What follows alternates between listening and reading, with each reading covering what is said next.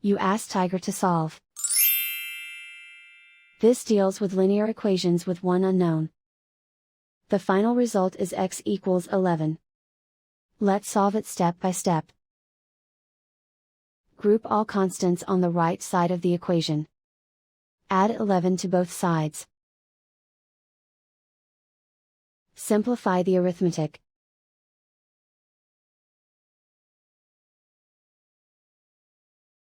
Isolate the x.